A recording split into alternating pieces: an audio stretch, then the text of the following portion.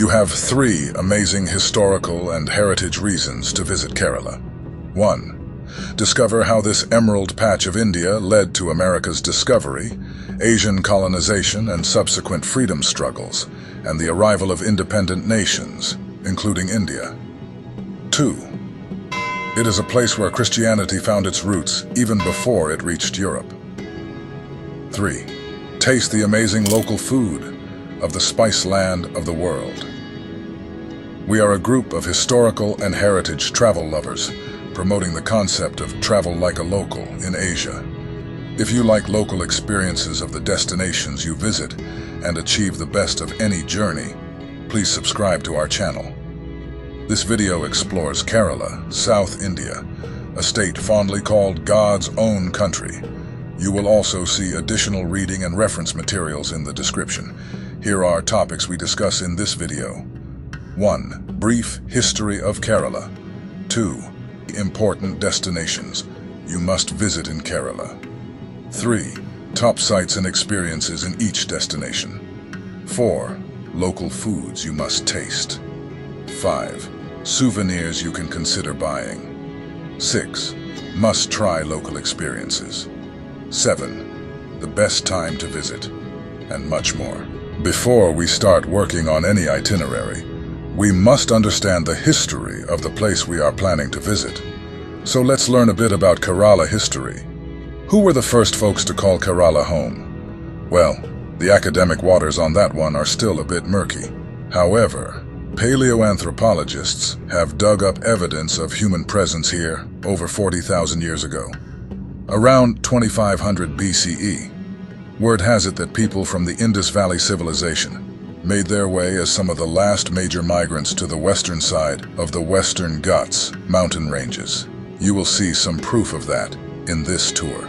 Kerala, the other end of the Arabian Sea, has been a familiar spot for Arabs, Jews, Greeks, and Romans for a whopping 2,500 years. The Muziris port in Kerala was a buzzing port and global trade center back then, with ships sailing in from the Middle East, all about those precious spices, the hot commodity of the time. Since 250 BCE, Kerala has been under the rule of the Cheras, one of those classical South Indian kingdoms. But a major plot twist happened in 1341, when a massive flood wiped out the Muziris port. However, nature played its cards right, and a new port emerged, which we now know as Kochi. But the development of Kochi as a modern port began with the Portuguese who established Fort Emmanuel here in 1503. We will be visiting the remnant of the fort and many colonial-era buildings on this trip. The Portuguese held the reins until 1663, when the Dutch took charge for the next 164 years. Then came the British. Massive resource looting and colonization started. They tightened their grip on India, ruling the roost until the pivotal year of 1947. That's when the curtains closed on the British era in India. Now we are ready to begin our journey. We suggest Kozhikode or Calicut in northern Kerala as the starting point. Day 1. Arrival. You can reach Kozhikode, formerly known as Calicut, by air, road and rail from any major city in India. If you are arriving in the afternoon, we will suggest you visit Kapad Beach in the evening. This is the same beach Vasco da Gama and the team landed centuries ago. And then later in the evening, visit Mithai Theruv, or the Sweet Street, and taste some local delights, especially Kozhikode and Halwa. For dinner, you can visit one of the good quality restaurants serving local food. Try biryani and get a taste of the amazing food heritage. Day 2. After your breakfast, we travel to Wayanad, a plantation town about 85 kilometers away. The scenic drive can take up to 5 hours. You will see spice, coffee, and tea plantations on your way. Stop on the way to explore such plantations closer if you are interested. Upon arrival, you check into your hotel and explore the landscapes in the nearby areas, depending on the hotel you are staying at. Day 3. Today morning, you will visit Edakkal Caves. It is a historical cave painting site believed to be at least 5,000 years old. Paleoanthropologists and historian thinks that the paintings confirm the link between early settlers of Kerala and the Indus Valley civilizations. After visiting Edakkal Caves and tasting spiced tea, you will travel to Cochin. It is a long drive that can take about 7 hours. You will stay the night at Fort Kochi. As always, we recommend staying in heritage hotels if you can afford them, because heritage accommodations can offer you the best local experience than any other hotels in any given destination. On day 4, Fort Kochi is a heritage and historical town in Kochi metropolis. This is where the first European fort ever came up. Fort Emmanuel was constructed in 1503 by the Portuguese. It was the first stop of colonization of India. So let's start our day by visiting Fort Emmanuel. You will not see much here, only these remnants, but is the most important colonial relics you can see in India. Your next stop is St. Francis Church, the first European church in India. It is interesting to learn that Christianity was here way before the Portuguese arrival. The story is that soon after the death of Jesus, St. Thomas came to Kerala and set up a congregation here. However, there is no solid historical evidence to support this claim. This grand old church is protected as a historical monument. Vasco da Gama was first buried here, but the mortal remains were taken back to Portugal after a few years. Our next stop is nearby Bastion Bungalow, which is a heritage museum. This is a must-visit place for any history lovers visiting Kerala. You can easily spend 2 hours going through the exhibits and collecting information. It is lunchtime now, so go to one of the many restaurants, ideally one with a sea view for a seafood lunch. Ask for a Kerala fish curry meal if you like spicy curry. After lunch, we will visit the Mattancherry Palace and the Jewish town. It is here all trade between the local farmers and foreign traders happened. Traders from all across the world lived here in harmony for centuries. The last large-scale Jewish migration to Kerala was in the 15th century to escape from the religious persecution in Europe. Like in the case of Christianity, the newly arrived Jews were surprised to find a thriving local Jewish community here. They called the local Jews Black Jews, and the local Jews called the newcomers Paradesi Jews or foreign Jews. Though the relationship between them had never been that cordial, both sects had excellent relations with rulers and elites here. A good example of their proximity to Koch King is this Mattancherry synagogue, the oldest operational synagogue in India. The king of Kochi gave land for the synagogue next to his palace and the royal temple. We will start our tour from the Mattancherry Palace, sometimes called the Dutch Palace. It is the Portuguese who built the palace as a gift to the king. Dutch made some modifications after they took over the reign in 1663 after defeating the Portuguese. The palace, now a museum, showcases many historical relics. You can see the synagogue from the palace. Look at the clock tower. The Jews have kept Malayalam digits for the use of palace people. After visiting the palace, you can walk to Jew Street, examining many old shops owned by the Jewish community here for centuries. Strolling through the streets of Mattancherry is like a journey to the colonial era. The Mattancherry Synagogue is a small but well-preserved and live synagogue.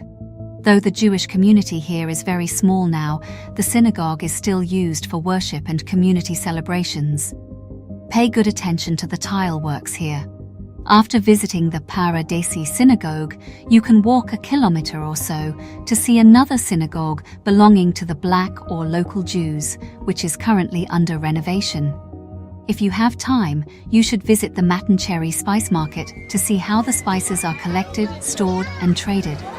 All these are crowded areas, and being next to the sea, expect high humidity. After spending the afternoon at Mattancherry, you will come back to your hotel at Fort Kochi.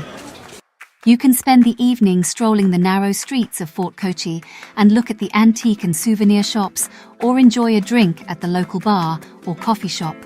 You can also try driving a tuk-tuk or auto rickshaw and watch some local art forms such as Bharatanatyam or Kathakali. So far, so good. Go to bed early. You are probably tired, so get some good sleep. Covering Fort Kochi and Mattancherry on a single day can make you hurry things, especially for those who have not fully recovered from the previous day's 7-hour road journey. Spending 2 nights here is highly recommended. Otherwise, we are going to Kumarakom tomorrow morning. Day 5. Today morning after breakfast, we will set off to Kumarakom in central Kerala. It is world-renowned for Kerala's unique backwater tourism. We suggest you hire a taxi for this leg. It will take almost 2 hours to reach Kumarakom. Relying on public transport or train involves more travel and unnecessary complexities. Kumarakom is a laid-back village on the banks of Vembanad Lake. Our main objectives here are to travel on a houseboat to enjoy the famous backwaters of Kerala, try some local dishes, and see the UNESCO heritage paddy fields. You should have arranged for your houseboat cruise well in advance, either directly or through your hotel in Kumarakom. Such cruises start around 11:30 in the morning. Hence, you must leave Cochin at 7:30 to reach your hotel in Kumarakom on time and be ready for the lunch cruise. Insist on serving Kerala lunch with karimiyan polichatu at the lunch in the houseboat, a local fish in banana leaves with gravy and spices. If you get a chance, try kalu or toddy, a slightly intoxicating sweet drink tap out of coconut trees. You can spend the evening enjoying a traditional Ayurveda massage or try your luck fishing in the Vembanad Lake. Day 6. Today morning we will say goodbye to central Kerala and embark on a 4-hour road trip to Thiruvananthapuram, the capital city of the state. You arrive in the city in the evening. After check-in, you go to see some cultural shows to experience traditional dance forms. If you haven't seen Kathakali yet, Thiruvananthapuram is a good place to enjoy it. If you like martial arts, you can check out Kalari Payat, which is Kerala's martial art technique. Day 7. Our main site to visit today is the Sri Padmanabha Temple. This is the richest place of worship on the planet, and its estimated wealth is currently valued at $3 trillion. After visiting the temple, you can do a bit of a city tour, exploring the market and enjoying the colonial-era buildings. Ensure that you visit a Kerala restaurant for lunch and relish on Kerala Sadhya. In the evening, you can visit one of the many museums and art galleries here. We suggest the Napier Museum. Day 8. Today morning after breakfast, we will travel to the Padmanabhapuram Palace, which is on the Kanyakumari Highway. It is less than 2 hours' drive. We suggest you hire a taxi for this trip. This is one of the well-preserved palaces in India. It is also the largest wooden palace and the ideal palace to relish Kerala architectural style, woodwork methods and patterns. After exploring the palace in detail, we will travel to Kovalam beach, one of the world-renowned beaches in Kerala. Check into a beachfront hotel and enjoy a peaceful evening on the beach. Day 9. We have kept Day 9 for recovering from the hectic Kerala expedition just about to complete. We strongly suggest doing an Ayurvedic massage or spa treatment in one of the reputed and authentic Ayurvedic centers in Kovalam to fully unwind and recover. If you are not keen on Ayurvedic treatment, you can engage in many beach activities available in and around Kovalam. Day 10. It is time for you to say goodbye to God's own country. Do you know why Kerala is called God's own country? We are not going to spell out the answer. We want you to find it out yourself.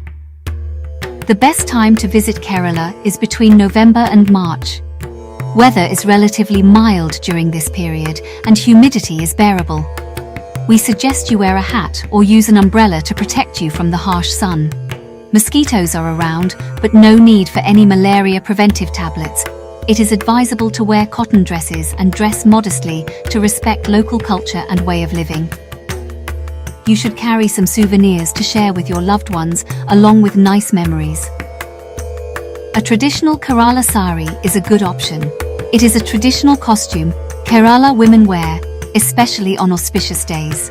Replicas of Chinese nets, houseboat, or Padmanabhapuram Temple and Palace are also good options. We hope this video will help you create an ideal travel itinerary for your Kerala visit. If you wish to get more travel advice and updates on heritage and historical travel, please subscribe to this channel. It is time for you to start working on your travel plan. Please visit the description for tons of helpful resources to plan a good trip to Kerala. Should you require any additional assistance, you can reach us by email. Please visit the description for details.